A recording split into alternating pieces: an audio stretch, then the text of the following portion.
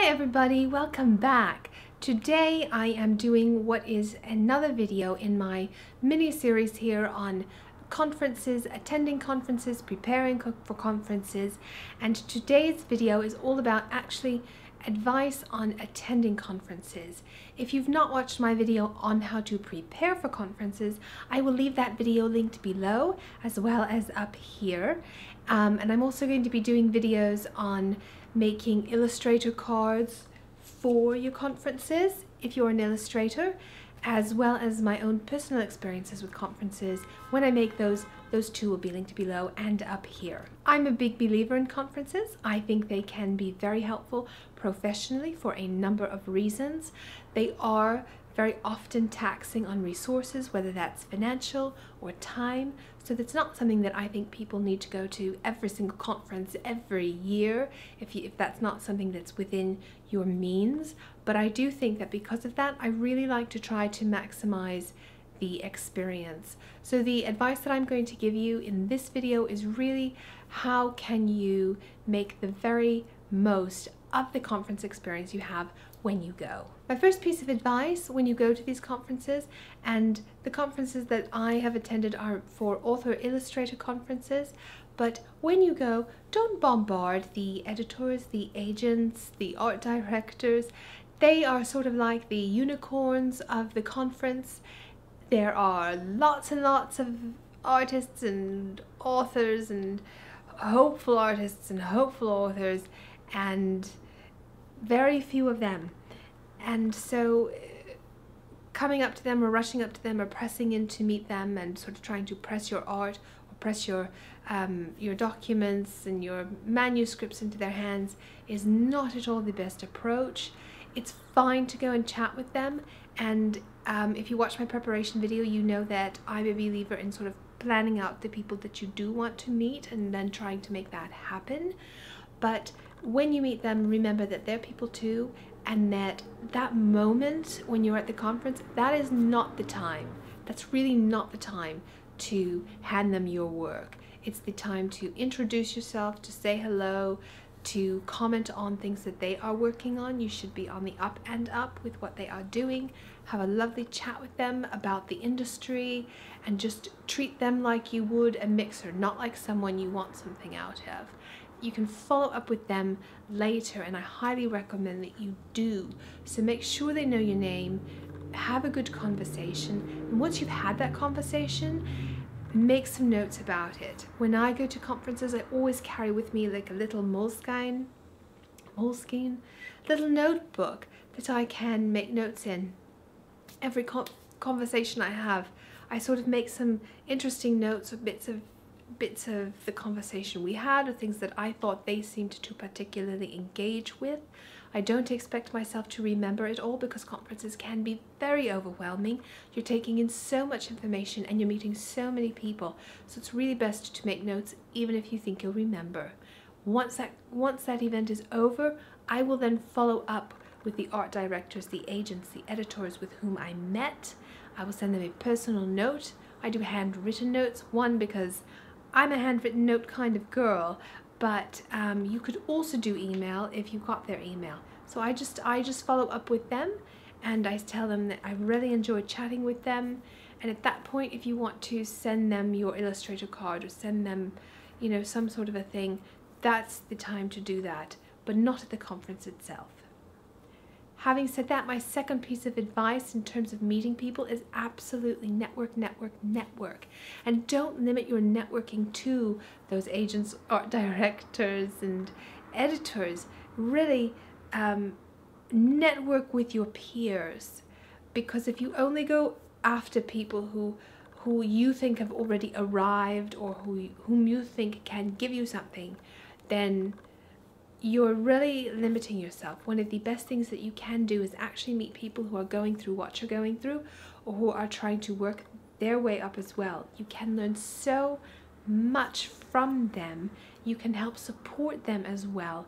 You can build a really solid network of supportive people who encourage you, who make you better, and who, yes, down the road might be someone who can provide an in for you in the way that you are hoping to have. So really take time to network with them.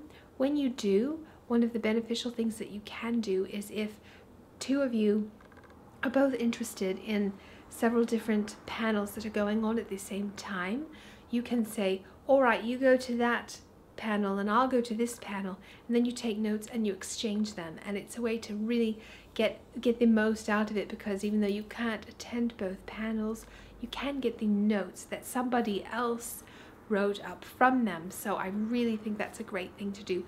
And when you network with these people, give them your Illustrator cards and take their Illustrator cards and, you know, do all that trading of business cards and things that you would do. It's a great way to see what other people are doing. It's a great way to keep in touch with people. Another bit of advice that I have that I think is really critical is that you manage your expectations when you go to these conferences. It is not realistic to expect that you're going to walk out of that conference with an art deal, with a publishing deal. It can happen. Sometimes it does, but it's very, very rare. Go with the hope of learning. If you make the goal of the conference getting published or getting that art deal, you will probably feel that it was a waste. But if you go with the benefit of learning, of expanding your network, etc., then it won't feel like a waste. And don't feel like, oh, I didn't meet all the people I wanted to meet. I didn't get to go to every panel I wanted to go to. I didn't get my publishing deal. There are a lot of ways that you can feel decidedly overwhelmed by conferences and like you didn't get out of them what you wanted because you expected the moon. I'm not saying go in with low expectations.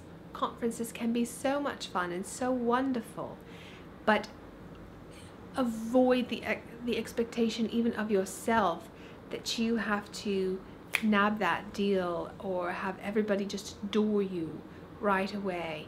Again, you're often one of a lot of people.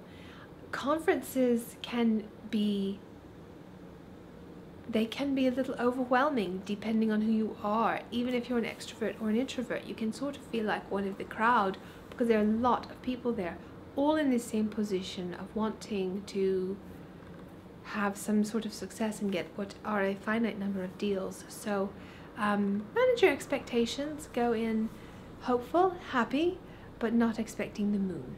Another thing that I would recommend is that you mentally, as you're preparing for these, be ready for criticism.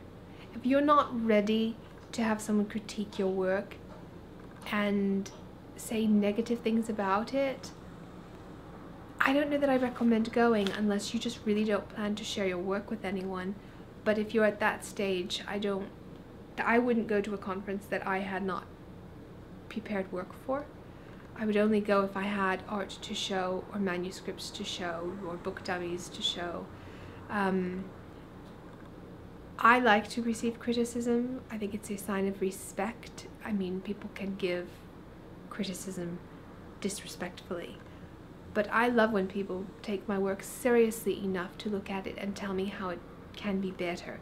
It's very easy to just say, oh, it's good, I like it, and move on. It takes a lot more to be willing to say what you're not sure you like, or to look at it carefully enough to discern small things even perhaps that you think could be better. When someone does that, I appreciate it very much. It can be hard to hear sometimes. Sometimes things that you really liked other people don't see or they don't like. Or sometimes there are things that you didn't think much of that people really like. And so you just have to be open to criticism. You have to not argue with it. If you are doing a sit down with an art director or an agent and they're looking at your work and they're chatting with you about it and they tell you what they think of it, don't argue with them. Listen very nicely, say thank you. It's all right to try to clarify. It's all right to say, can you expand on that a little bit? I'm not quite sure what you mean. You know, if they criticize something and you think, well, gosh, I thought that was really good and I had a reason that I did it. It's all right to say, you know, can you explain a little bit more? But if you try to press back and say, well, I was trying to do this or this or that, you only have so much time with these people. You want to not talk so that they will. And you don't want to come across as argumentative because that makes you difficult, that makes you look like you're difficult to work with. So be ready for the criticism, even if it's hard to hear. they're showing respect for you, don't argue back and take it in and listen and then digest it. It's all right if you disagree with it, that's fine. Two different agents, two different art directors might give you very, very different opinions, but just listen to them. That being said, take critiques with a grain of salt, because again, like I just said, every art director, every agent, one person will love it, one person it's not their thing. So if someone criticizes your work, don't disregard what they think if you disagree with it, because they have a legitimate opinion. But you're also welcome to take it with a grain of salt. Don't feel totally defeated by it, because somebody else might really like your work, which is again why it's so important to share your work with more than just one or two people, because you want to really get a lot of opinions. That will help you discern if what you're seeing and registering for your own work is true or right. I really can't stress enough that, you know, make this about improving your art. Make this about learning, not selling. You can sell later, but it's just like any relationships you build.